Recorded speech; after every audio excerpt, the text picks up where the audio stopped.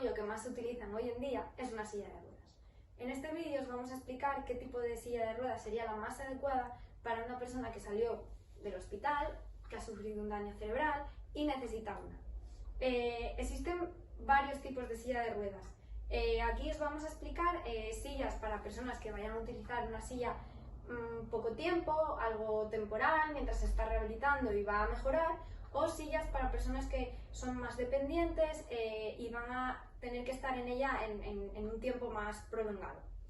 Bien, cuando una persona necesita una silla de ruedas muy puntualmente, nos la puede prestar una persona conocida, un familiar, etc.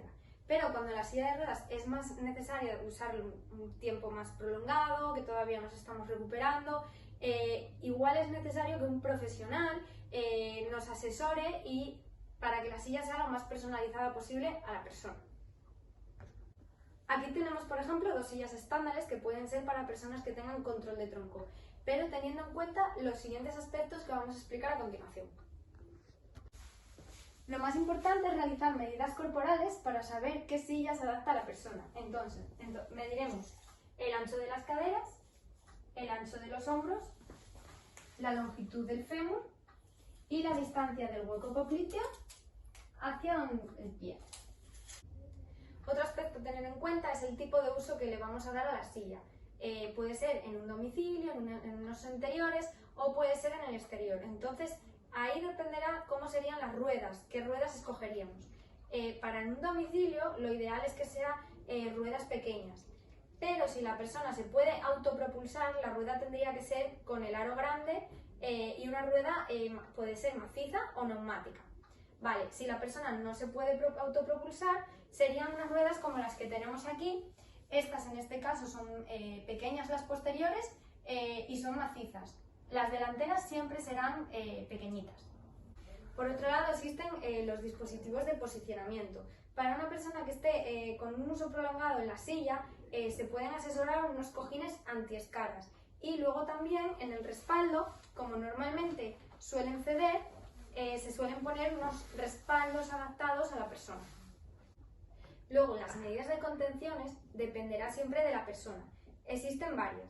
Por ejemplo, esta silla viene con su propio cinturón, pero existen unos cinturones un poquito más anchos y más cómodos para la persona. Otra opción sería, si la persona suele escurrirse en la silla, existen unos petos que se adaptan al tronco de la persona y queda estable. Luego también existen unas cinchas que se pueden poner en la zona posterior de los tobillos que también hacen que el paciente esté más seguro. Otra cosa a explorar, el terapeuta ocupacional investigaría cómo sería el entorno del uso de la persona. Por ejemplo, en su domicilio lo más habitual es que la persona tenga que realizar una transferencia a la ducha o bañera, a su cama, posicionarse para comer. Entonces ahí, y sobre todo entrar y salir de su vivienda, como sería el portal, la anchura del ascensor, de las puertas, etcétera, etcétera. Entonces ahí también dependerá qué silla asesorar.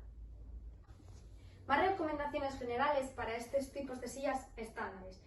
Por ejemplo, podrían ser importantes los reposabrazos que sean abatibles y los reposapiés que se puedan quitar y poner.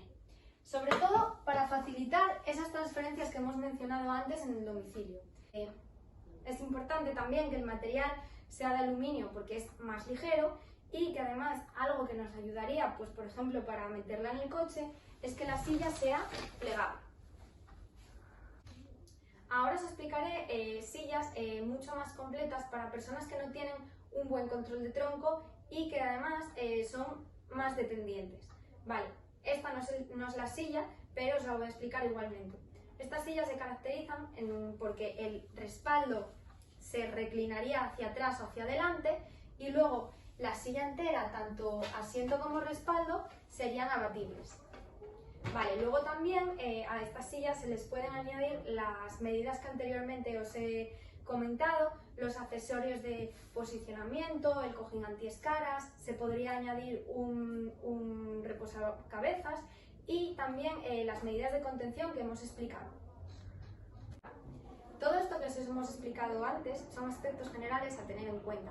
Pero es importante que, por ejemplo, el terapeuta ocupacional haría una valoración exhaustiva de la persona para asesorar la silla más indicada.